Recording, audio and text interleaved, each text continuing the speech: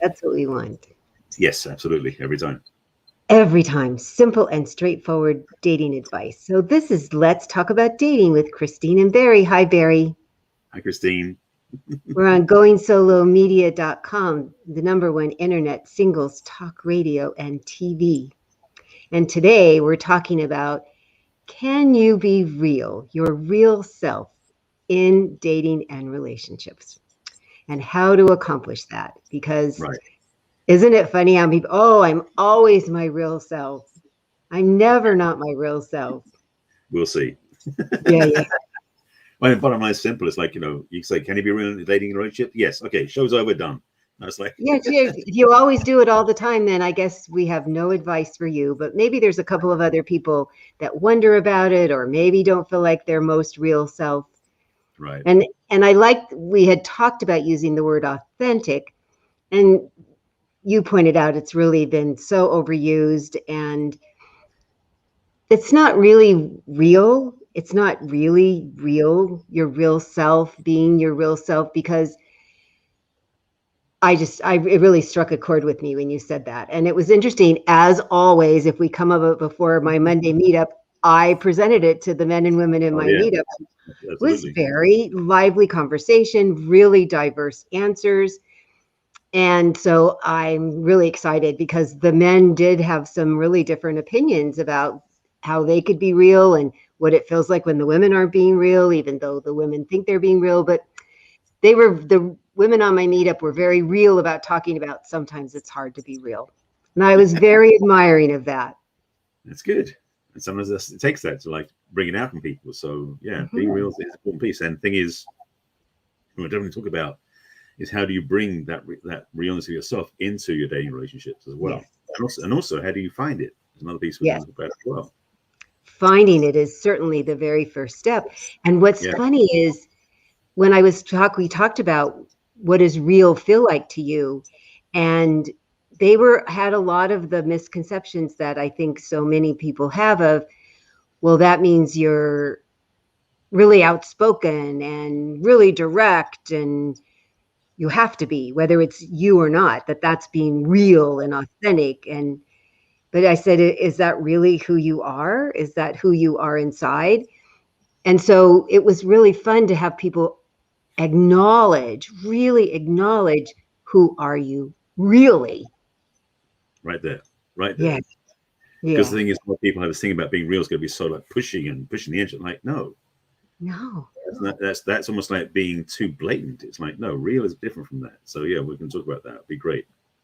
I think that's very big piece of it. So how do you figure out who you really are? And even if you go, wow, I'm not sure if I like that. I'm not sure if that fits in. I'm not sure if everybody else is going to like it. You need to start with who you really are first and accept it. Because the best news is, if you want to be different than that, you have all these choices. You cannot move from here to there if you don't acknowledge here first. Okay. Yeah, it is. And it's the thing is that often people looking at they want to find a real relationship. It's like, well, shouldn't it be real first? Yeah. Just an idea. Duh. Seems very basic. And that's who we've talked so many times about. Be the kind of person that you want to date. Yeah. So we could go back to the pushy thing. Gosh, I keep meeting all these pushy people. Why do you think that is? Why do you think you're attracting them? Why do you think you don't notice it in the beginning? Why do you think it keeps happening over and over? And boy, is that food for thought if you're willing to look at that, about what is your 100% part of that. They have their 100%. You have to start with your 100%. Because part of that whole thing about being real oftentimes isn't about being necessarily authentic. Oftentimes it can also be about being vulnerable. Yes. So that you're actually facing yourself in the mirror, so to speak. And also and if you want to really go that far, to get feedback from people you love and know before you go out on dates, so that you can get a sense of where people perceive you. Because then you can start saying, have I really come across like that? I need to change it to be more seen as I really am. Yes. And that's the thing. What happens, a lot of people, they do put on this I don't want to use the word act, but it is a presentation. It is a shell. It is a pretense almost of who they are when they're out on dates. I mean, I was guilty of that. Putting on the best front, like dress up and like be nice and tidy and everything else, but I wasn't being real. Yeah. I was being what I thought they wanted me to be, which is a big piece of this whole issue. Mm-hmm. Is we want to second guess what they want us to be like, which means we often won't be our true selves, and that's a lot of work, and it's more stressful. So being real is actually an easier way to go when you really know how to do it. Yes, and then when you accept yourself for who you are at that moment, because it might be, and it really is, that my real self is a whole bunch of different people, depending on if I've had enough to eat or sleep, because we've heard I can get crabby. And normally I'm not a crabby person, but I can be crabby. Right. Or if I'm with somebody that's really off-putting to me, I'm normally warm and friendly and outgoing. I will physically and emotionally step back. And that is my real self then. So people think it's kind of a static thing, and it is so not. And when you keep forcing yourself to be the same person all the time, I want to really emphasize, I said force, there's no flowing, and that's exhausting, just exhausting. However. Yes, I love your howevers. I do. I look forward to your howevers. Or say and also. Is that I think that's actually is a little bit more true of the feminine than the masculine. Very much. Because we can as much as we can also get stuck in a rut where we like put on the same persona presentation. Yeah. Changing it up is a good thing to do because it makes us more present to who we are. Because again, another part of being real is being present to ourselves. Yeah. I'm bringing a whole checklist down. So present and this, but that's the thing is that being honest and authentic with who you really are in that moment is being real. So I know for women especially, just what you're wearing that day will change how you feel.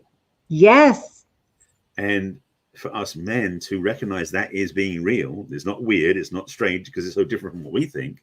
Yeah. Because and that's the thing is, I mean, go back to Alison Armstrong, women and men are different species, actually John Gray talks about that and how basically women think men are just hairy women.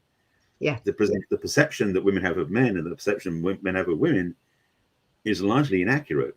And so we start painting them with the brush we would be painted with, and that's where the confusion happens. So to recognize that women do have changeable moods, and that's normal and real for them to do that.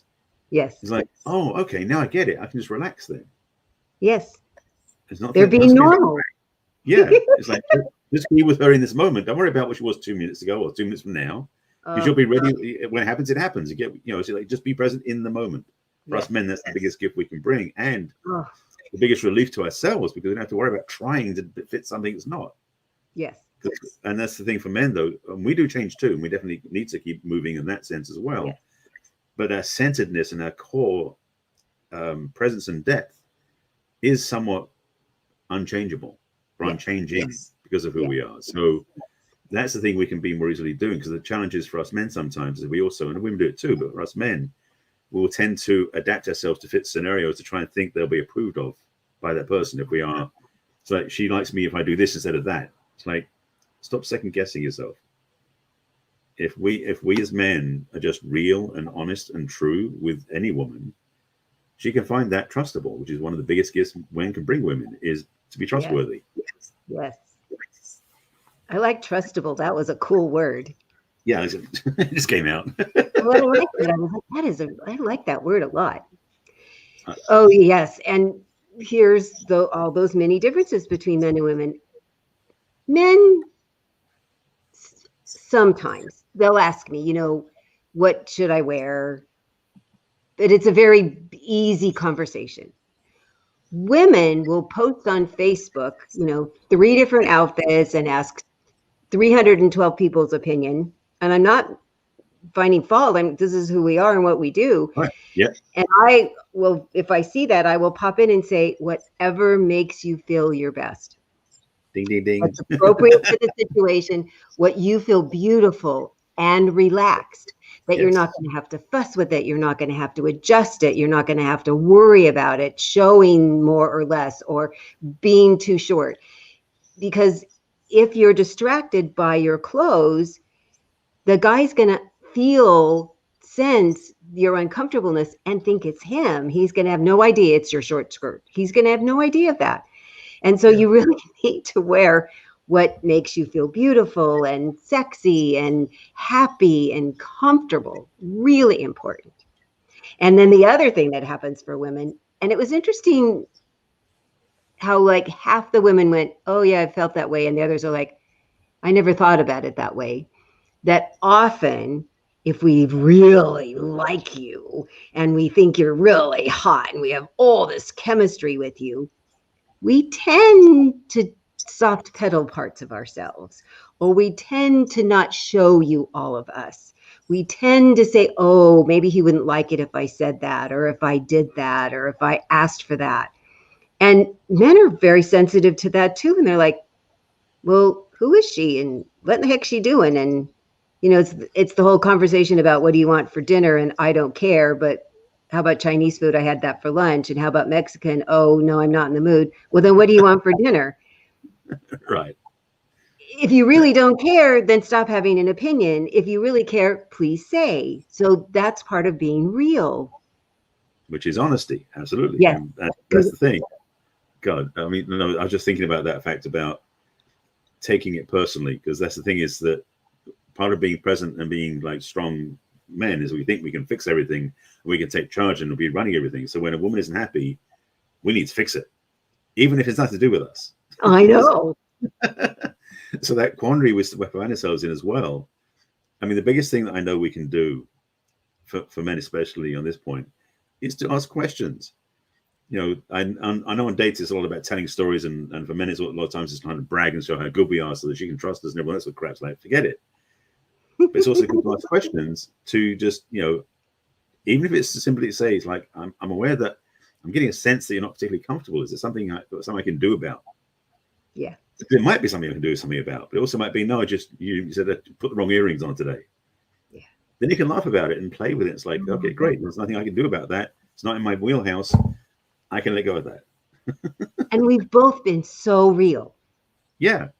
And so transparent with, I'm feeling the uncomfortable. Is there something that she gets to go, oh, you know, I'm going to just take these earrings off because they're bugging me. Exactly. Ta-da. Or somehow I put on two different ones. If that happens, I don't know. I haven't seen any women. I've not checked that out. Although some women I know do that intentionally. Well, that's probably true. And then they'd feel proud of it, and they'd be like sad if you didn't notice. So it'd be nice if it came up. Got so much to keep track of. You're so much more complicated than you. And it's sad because we do try to make you way more complicated than you really are as men, because we get that we're complicated and we just assume you are, and you're so not. That's the benefit and the curse of being a simple person. Yes. That's going to get off the subject, but it's one of my favorite things when I say, when you ask a man what he's thinking and he says nothing, you really do need to believe him, because he can and he can't. Absolutely.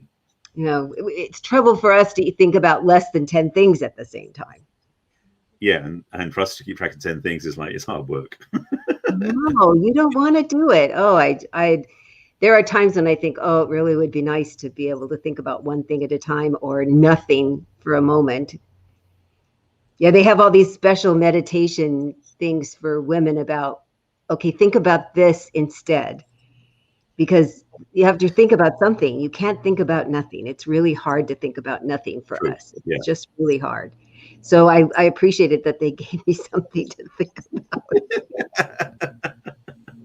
I go, I don't get the nothing thing at all. It's not helping. No, I mean, oh boy. I mean, the thing for us is that it really is that simpler thing, is that, you know, it's a challenge for us as men to juggle more than one thing at once. I mean, obviously, if we're a parent with 3 or 4 kids, as a man, we can take care of that, because that's one thing, which is family. So we can focus it that way.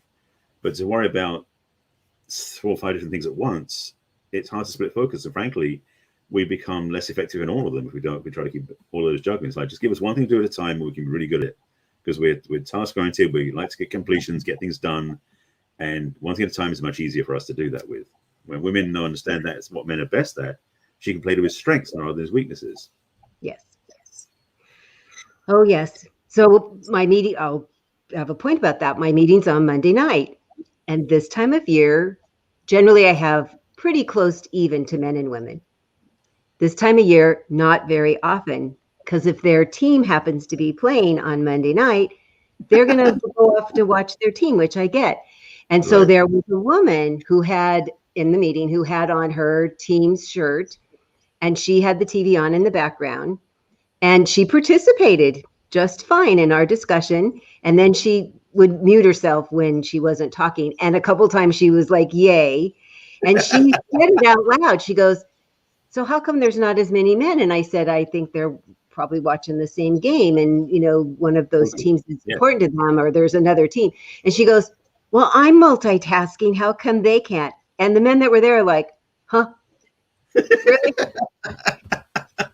And I said out loud, I honor that because this is their strength to really focus in, and they give great opinions, that they want to give us their best self, and they can't when they're doing two things at once. And if they really are mad for this team, they want to give their undivided attention to that. And they probably have friends over, or, they're chatting with somebody about the game, and they want to focus on the game. So neither person is doing something bad or wrong. We just have to honor you're not hairy women.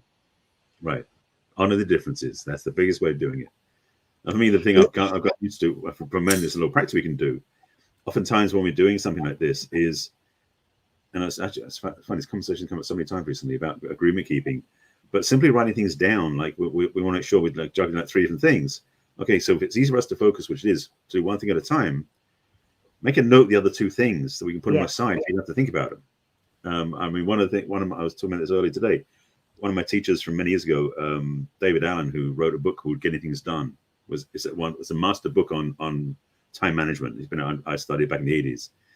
And he said that, and this is back in the days when you write things down versus putting it in your phone. Times have changed. But basically you have a paper calendar as you write things down in the calendar.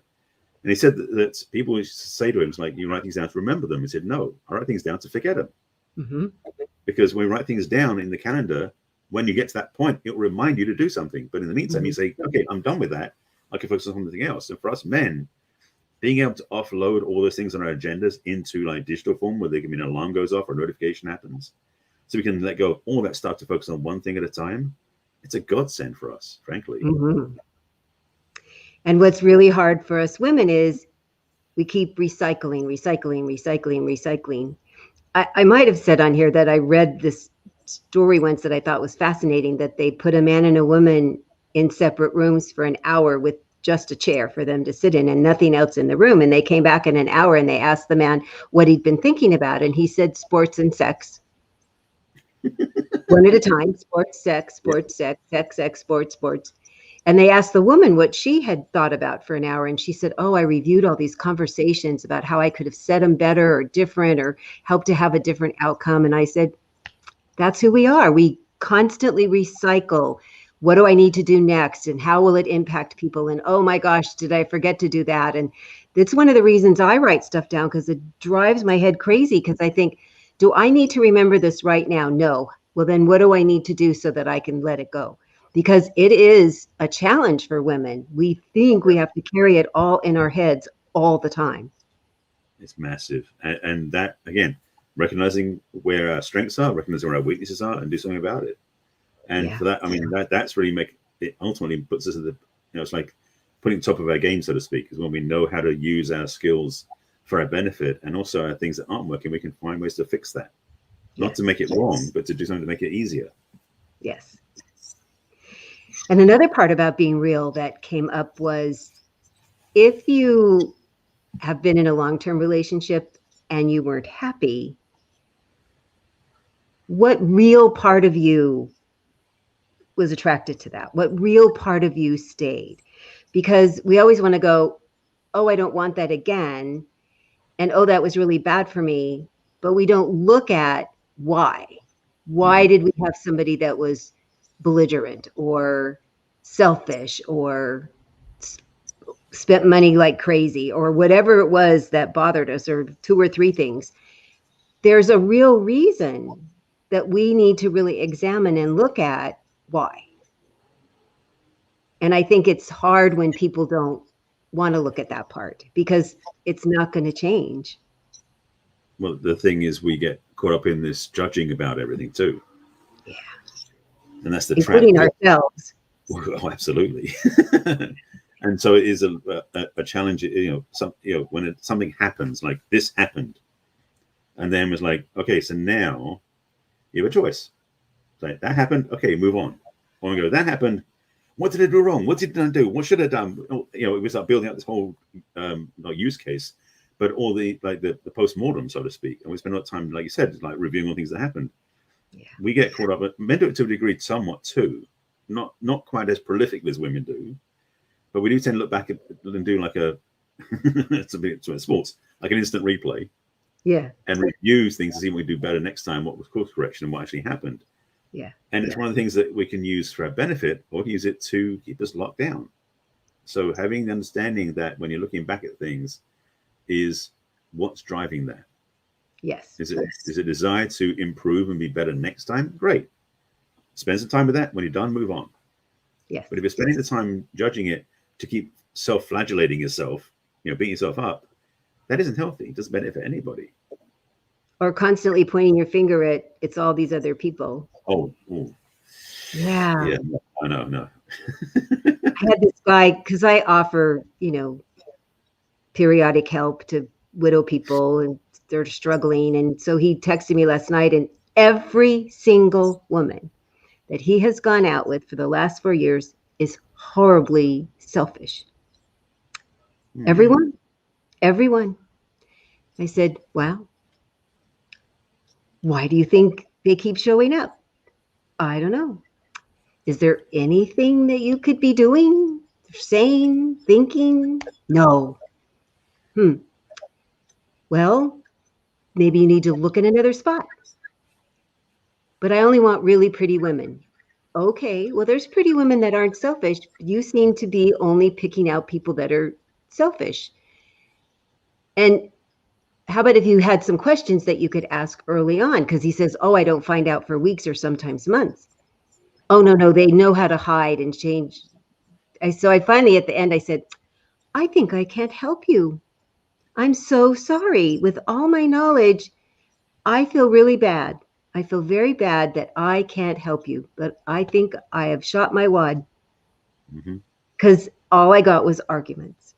There was not even a tiny bit of, well, gosh, maybe I could ask a different question. What would that be? Or maybe I could look at this differently. What would be your suggestion? It was always them. So I said, okay. I used to get upset when I was a brand new baby coach, but I don't get upset about that ever. No, there's no reason to get upset. There's somebody shows up in clubhouse rooms quite often.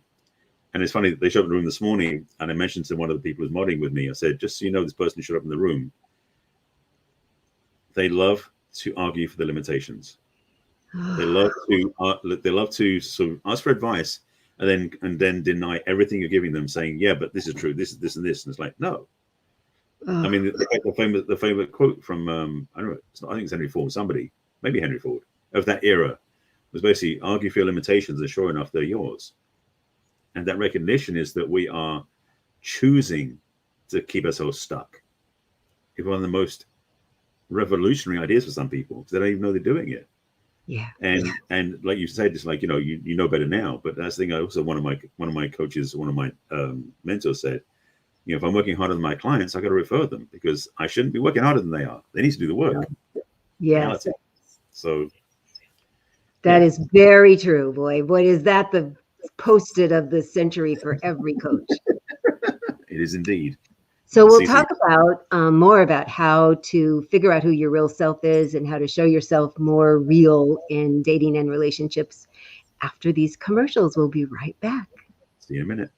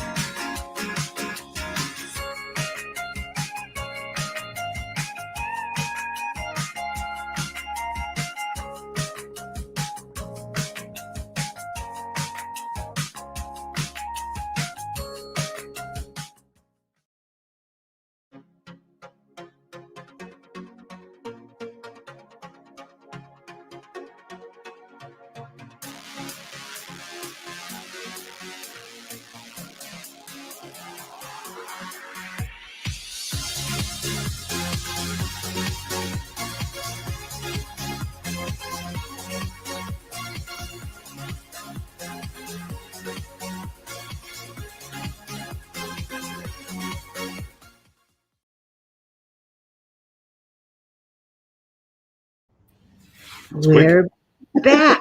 I know. So this is, let's talk about dating with Christine and Barry, and we're talking about how to be real in your dating and relationships. Indeed we are. So one of the ways I have people, and you had brought it up earlier, is I have a make out a list of what you really want in a relationship and what you don't want in a relationship and who you are. And especially for women, they call it bragging. That's bad. Their mom said they shouldn't brag about themselves. So I said, all right, I get that, and I can't force you to be different than that. And what I'll suggest is to talk to your family and friends who have your best interest at heart and really care about you, to talk about why they're friends with you and what they like about you and what unique qualities you have. And it's fun because I said, if they say something, and you could even ask them that they don't think is your best quality, let's address that, because I think that's just as important. We're not going to necessarily put it in your profile that way. Yeah. And it's been amazing how sometimes that quality isn't really a negative one. It might have felt negative to that person, and when we did a little digging, had a lot to do with the other person. Mm-hmm. And if it's something that you find, like, because I'll ask, I said, has it impacted other areas of your life in a negative way? Then we'll work on it and maybe do some adjusting and look at where it came from. And is that who the real you is now as an adult? Because it might have been you as a kid. And then also there's lots of times when we look at it and go, but I really like that part about me. And other people seem to like it. So it might be some family of origin stuff. But isn't that a great way to get like a little blueprint of, if you've asked 3 or 4 people, friends and family, and you have these traits that we can now discuss with an outside person who doesn't know you that well, and we can have a dialogue about it. And is it really serving you? Is it really working for you? And how can you be more of that thing that really is you? You've got really confirmed, this is me. How can you be more of that when you're dating? In fact, I would, well, first of all, definitely do not want to bring that to your future partner or prospective partner, to let them know what you're working on. It's like, may not say it another time. No. But recommendation, I mean, I told it so many times in the year too, is that the best time to work on your own stuff is when you're not in a relationship, not dating. It's like between the relationships, that's when you do your deep dive to transform that experience, your own relationship with yourself, your history, the baggage, all the different things. Do the work then with a professional who's skilled and knows what they're doing, like us. Yes. To really shift that, so when you do go into a relationship, you come in with a much more, I would say, confident air, but it's like you're actually coming in with a more authentic air, being real again, because you can. The challenge is sometimes it feels harder to be real when you know those are bad things you haven't resolved yet inside. Oh yeah. So having the chance to do the work, whatever that work is, again, whether therapist, client, coach, whatever it is, to start to shine some light on those dark areas and heal them so they're not in the way anymore, makes it so much easier to be real and authentic and honest when you're dating somebody, because there's nothing to hide anymore. You're not judging anything you have that's hidden. Yes. And you've gotten comfortable with who you are as a real person. You're not feeling apologetic. You're not feeling like you have to explain it away. That just is who I am. So some of the women came up with that they're very direct. They speak their minds. And I said, well, that's a really great trait. And how is that working in your dating life? And they said, well, it's kind of off-putting to some people. And I said, and there's some people that like it. And they go, yeah. Then I said, those are your people, the people who like it. Yeah. I mean, as long as you're not belligerent and critical, that you're just speaking your mind about what's important to you, the people who like that are going to hang around, and the people who don't like it are going to complain. So those aren't your people. It's true. And on top of that is, if nobody likes it, that may be a clue as well. Yeah. Just be transparent here. The guy that every woman is selfish. Yeah. Yeah, right. Exactly. Exactly. That story from last week. Right. But on the second part of that is that it's this, again, sense of being authentic and real, is you don't have concern either way. That you actually can say, okay, then those people are fine. They want to be around me. I'm fine with that. I be around the people who want to be around. That's great. Because again, being real authentic doesn't mean you have to be what's the one? there's a name for it, like not wallflower, but there's another term about like a retreating something. It's like basically so you keep pulling back and hiding. And when you can actually be more up front and be real, even if it does mean being a little bit louder than you think you should be, or being more direct than you think you should be, it's like you can be much more aligned, and then from that you can have much better connection. Frankly, I'd rather that than someone who's so shy and retiring that there's no, it's like I keep reaching in to get something to come out. That's not fun. No.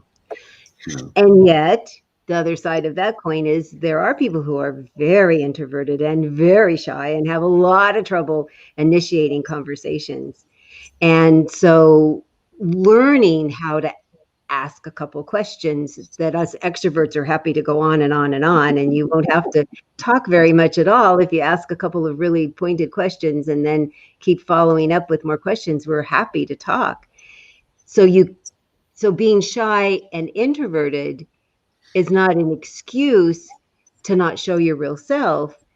And part of your real self is you want to get to know the other person. That's part of the reason you're there. So what tools can you use that you could still feel like your comfortable, real, quiet, shy self, that you could now get other people to talk more?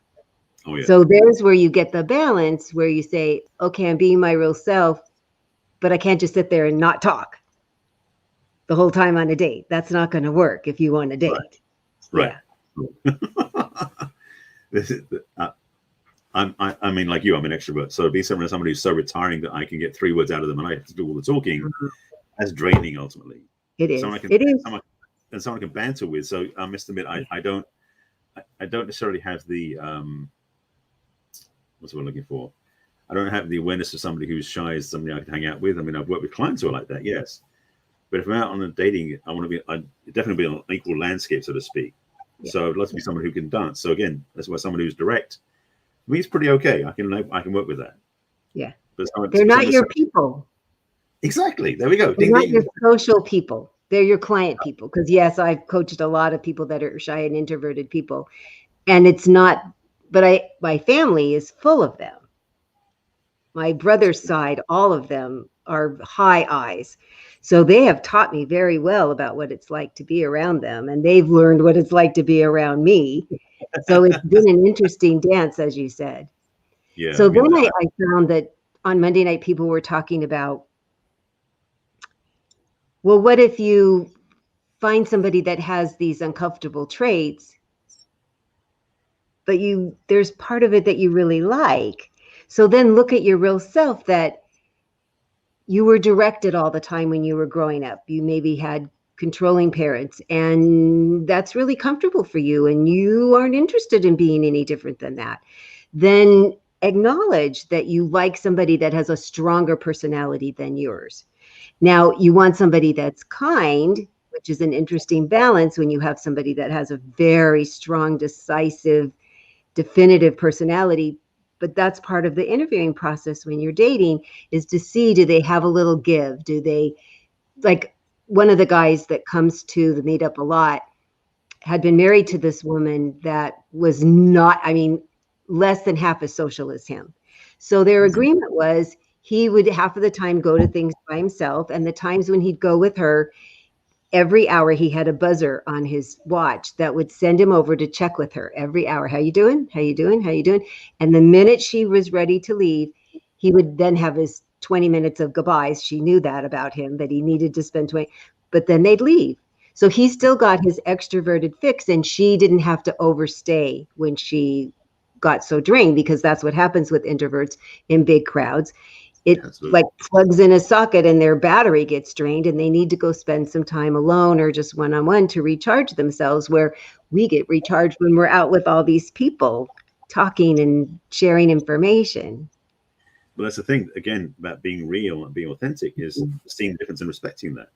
I mean, to be totally transparent, I think I did a test recently that showed that I'm actually a full extrovert. I'm actually an ambivert. So I'm in the middle. So I can feel like when I'm around crowds, but to a certain capacity, then I'm done. Yeah. And I can also be around quiet spaces and recharge there until I get antsy. So I have both ends of the spectrum. So I play with both of them. So being around somebody who's full of one or full of the other, for me, ends up not working for me. Yeah. somebody can play in both areas like myself. I mean, I'm just putting out what I need in my partnership. But the reality is that level of understanding of going, oh, and now I understand why that's happening. And also, I understand that that's their authentic nature, especially in that way. Yes. So there's no judgment. It's not right, wrong. It's just different. Yes. And, yes. And I think the biggest piece we can talk about really about being real and authentic when we're in dating and relationship is to, first of all, discover the differences and then honor them. Because there's so much that's different between us. Yes. And figuring out, so that's really the ticket is, who am I today? Who were you before? Or this moment. Yes. Who am I now? What do I need now? What would bring out the most realness of me? What would be the most authentic way for me to be me right now? And that's when you say, because I am the same way, I find that I need equal amounts of extroverted time and introverted time. Where my sister's side of the family, they need this much alone time. She, her husband, her kids. I mean, when my nephew was, before he got married, he had 6 roommates and loved it. So there was always somebody there, usually more than one. He thrived on it. I would be exhausted. I'd liked going there and visiting and all the action, but then I was like, oh my God, I'm going back to my little house. So that's what's interesting, that you say, who am I really? What do I need really? And then how do I find my people? How do I find friends? How do I find love interests? So what's really interesting is his wife is not as much. So she's fine with him going and doing with his friends, and she's home with the kids. And then she does stuff with him, but it's a very balanced thing where she doesn't have to go and be with him all the time. That's fine with him that she's not. And they've worked it out. She's a very nice, stable foundation for him, for all of his flying around and all of his amazing successes that he does, because he has all this energy and has energy for people. So you honor who you are, and then you have a real conversation with the other person, because his girlfriends before his wife got frustrated with him. And she went, oh, she worked for his company. She came in as a consultant. That's how they met. And she was like, oh, I so get you. I so see you. And I so am fine with who you are. And are you fine with who I am? And it was great because nobody needed to change the other person, where the other girlfriends got just frustrated. They wanted him to be different. And he's lovely as he is. And that's but he's not for everybody. Well, and that's the thing, is that piece where you start recognizing that it's okay to be different from each other. Yes. You know, they say about your opposites attract. Well, not always, but the thing is, when you do find yourself with an opposite, especially on the expressive level, if that works for you, because sometimes if 2 people are both fully out there expressing all the time, that can work great as a team out in the world doing stuff. And sometimes, like, well, who's going to cover home base whilst the other one's out? So it's almost they need a wife. Right. Ultimately, it's having the, and that's one of the benefits of having, I guess, and realizing we're both ambiverts. That sense is that we can play on both ends of the spectrum in a way that works. So we can, so when we're with somebody of the same ilk, we can take turns either both at the same spectrum or different ends, and it's comfortable for both of us. Which is, again, is about being real. We are naturally okay with being ourselves. And again, that's the thing we're talking about here, is how to be real in dating and relationship. Is really knowing what you are, knowing yourself, knowing what works for you, what doesn't work, how what inspires you, how you can be connected, how you can be aligned to your true values. Yes. Knowing that. Oh, and boy, I found myself dating major extroverts for a long time. And my first husband was, and it was too much for me. And I was so frustrated and confused and surprised until I learned more about where I really was, that I was this very in-between person and needed both things a lot, just as much both things, not even a little of both things. I need a lot of both things. So when I married my late husband, it turned out he was the same way. And so after our conversations about, he called all these people every year for his over 300 people for their birthdays and had tons of friends. But there were times when he would just turn off the phone and we'd have just our time, or we'd go lay at the park and read books. So it was nice that he felt the same way, that he needed the same downtime, because he was in the car business, he was the sales manager. So he talked all day and was fine with that, but was really happy to come home and just be quiet or have, just our personal conversation. And I had been with people who, we're not going out tonight, but we've been working all day, but I want to go out tonight. So that was really a learning curve for me. Yeah. I mean, that's the thing is, again, know yourself. And when you meet somebody, get to know who they are, because you can find that works for you, it doesn't work for you. I mean, that's, we talk about in different things about the red flags and the green flags in a relationship. This is part of the same conversation. And it's more about what really lines up for you energetically. So it's not about the rule breaking things about, boundaries or about, cheating or addiction or anything like that. This is about functional being together. Mm-hmm. What is important to you, what can you work with, and what doesn't work for you. Yeah. And knowing where that person fits on your spectrum. So one of the things I always ask a date is, what's a typical day during the week, and what do you typically do on Sundays? Because I'll hear how much people time they have, how much downtime they have, how much exercise activity they do, and what other interests they have, how they occupy themselves.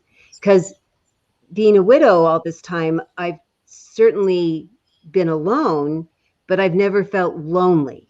Because if I need people time, I have people. If I don't want people time, I'm very content with my own company and my cats. So life is fine. I don't feel bereft about it. I mean, I miss Tony and I miss having a love, which I will have again one day.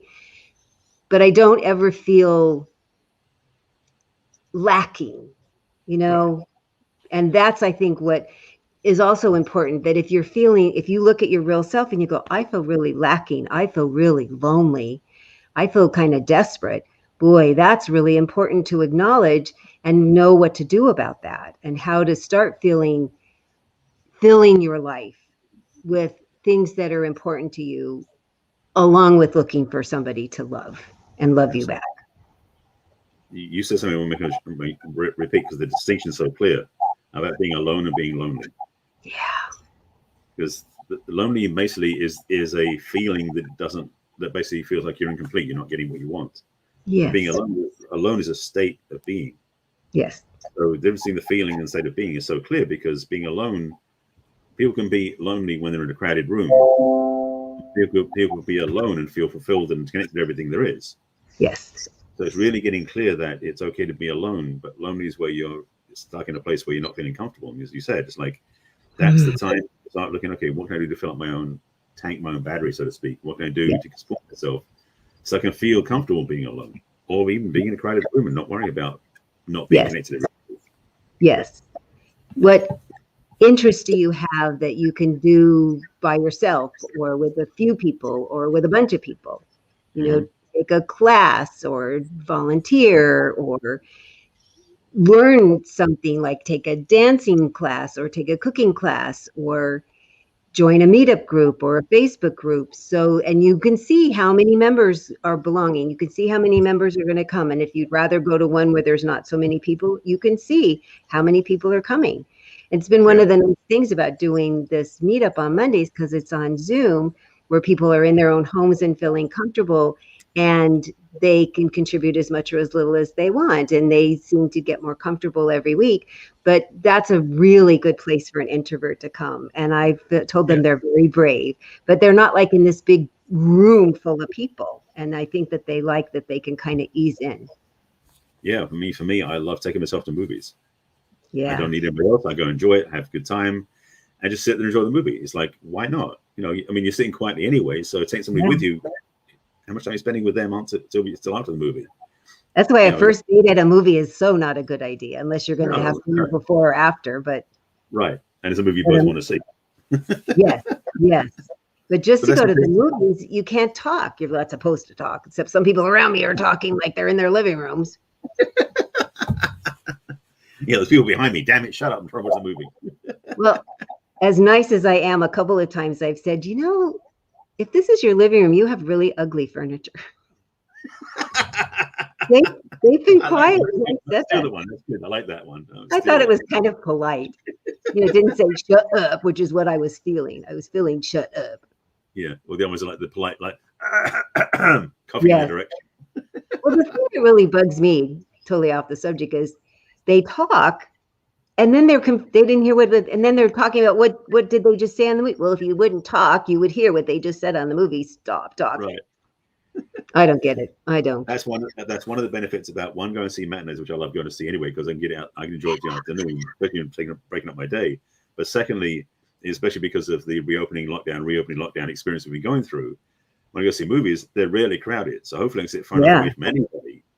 Yeah. I mean, when I first went to see a movie, the first movie I went to see, which actually was In the Heights, it came out right after we just had the reopening again back in June. Went with a friend of mine. Yes, went to see a movie with a friend. But the seats were intentionally blocked. When you booked your seats online, they were it was only every other row. And every time when you booked seats, they blanked off the seats either side, just for safety. Well, to enjoy a movie without being disturbed, that's a perfect solution. So they've reopened it now. I mean, when it's a movie last week before, and it was basically unlimited. You sat wherever they sat, but it was an afternoon show, so still people spread out. Yeah. But it was also, I knew if somebody was too loud, I could move down the road. So I saw there's nobody sitting next to me, like 5-6 seats. So much easier. Yeah. So better than the way it used to be, packed every seat. Oh yeah. You couldn't move anything. No. No, I mean, and to be honest, I did have the thing about going out for dinner on your own. That's another one. That's a little bit more a stretch. Lunch is easier. Dinner's a stretch, but I've done it before too, and that's an interesting experience too. Because personally, I love people watching anyway. So when I'm going out with somebody else, it's distracting. So I'm looking at other people. I'm like, not with the person I'm with. Yes, because that's very impolite to look around, because we know you're admiring everybody else's butt except ours. We women take it so personally. We get all in our feelings about that, Mr. Barry. Well, that's the thing is, and I know I was talking to a friend of mine recently about that, is that I was talking to a woman friend of mine who basically has lots of attention. She's very attractive. And how her boyfriend got jealous of that. And I'm like, part of me goes, if all these men are marrying my woman's body, I'm like, damn straight they are. Yeah, you want to get to take her home.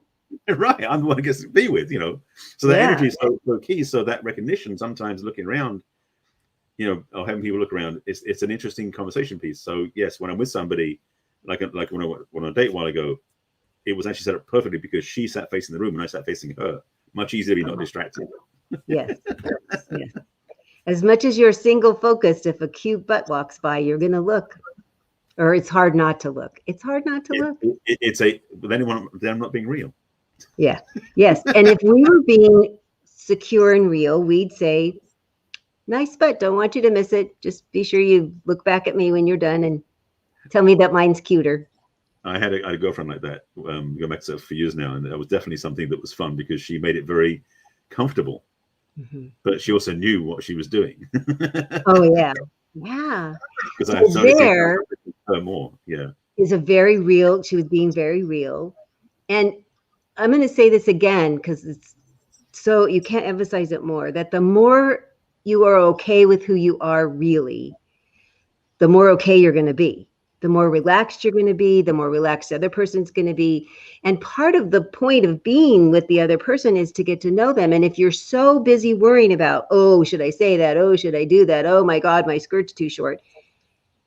Even though we can multitask, we're not really getting to know this other person. We're not using our amazing MRI skills to keep seeing, how do I feel about him? And how do I feel about what he's saying? And how does it seem like he's feeling about me? I mean, we're really good at that. And it short circuits it if we're too busy in our brains worrying about our inauthentic, or if our real is not good enough or authentic enough, or all the stuff we worry about that's so not helpful. No, oh boy. The traps we put ourselves into when we don't choose to say, this is real, this is me, this is what's going on. Yeah. And yeah, you said MRI, that's a key phrase of yours? Yeah. That we scan you all the time like an MRI. Oh, okay. Just are you hungry? Are you tired? Do you like me? Are you paying attention to me? Are you looking at somebody else? We just do that automatically, yes. No, just thinking maybe there's an acronym you came up with about something else entirely. Oh, no. So really like so you came about an MRI. Okay, just the X-ray thing, yeah. In case anybody out there in the audience doesn't know what you're talking about, because I don't know either. Yeah, it wasn't a code. I give us that as a thing that we know how to do. We're just always scanning for moods and tension and feelings, because we come from our feelings, us women. So we're saying, how do we feel? How does this situation feel? How do you feel to me? How do you act like you're feeling about me? You know, are you smiling? Are you looking at me?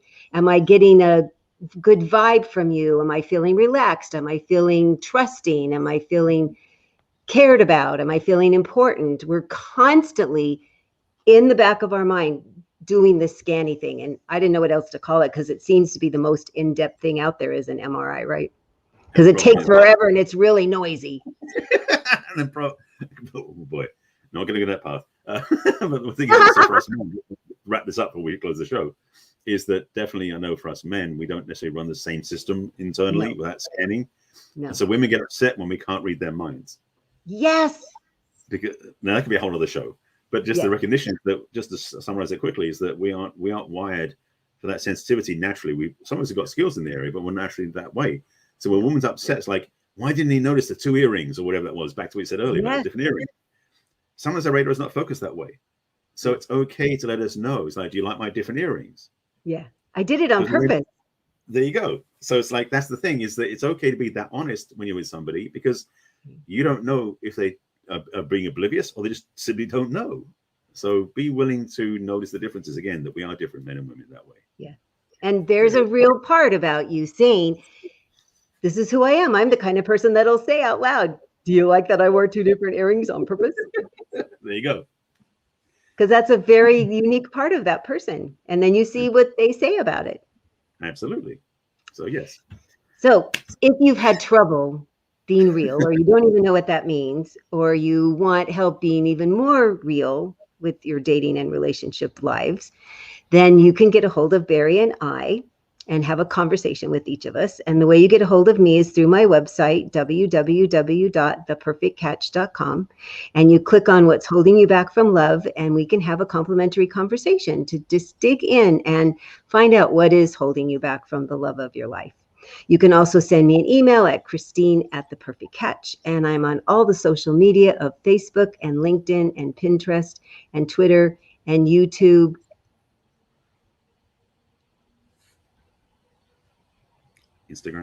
Instagram. One of the many reasons Barry's here is to help me remember all my social media stuff. Thank you, Barry. Yes. I appreciate it very much. For lots of things I appreciate about you. So please tell people how they can talk to you too.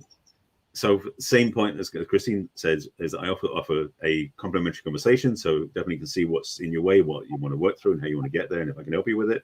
And you go to my site, which is barryselby.com, and you click on the various buttons on the homepage to connect and talk, so we can discuss what's available to you. You can drop me an email at barry@barryselby.com. And on my site, by the way, there's a bunch of different other links and things. But on social media, I'm very busy, particularly on Clubhouse, as I mentioned. So I am Barry Selby on Clubhouse, speaking of which, on YouTube, on Twitter, on Pinterest, and on LinkedIn, and on Facebook. I'm Barry Selby. Author is my page you can follow, and on Instagram, it's The Real Barry Selby, so you can find me there. And I've got lots of new content there. My Instagram following is growing, thankfully, because of Clubhouse, which is a nice benefit. So actually, I'm kind of active now there than I'm on Facebook. So who knew? And then all your wonderful YouTube videos, of which you have a bazillion. There's about 1,100 out there, yes. There's quite a few. Yeah, somebody else was on a show. I was on a show the other day, and somebody said, 1,100? I said, yeah, 1,100. So next week, back for more. Yes, we'll be back on Thursday at 1 o'clock Pacific and 4 o'clock Eastern, and all the other times in between, with Let's Talk About Dating with Christine and Barry. For a whole new topic. We'll see you then. Yes.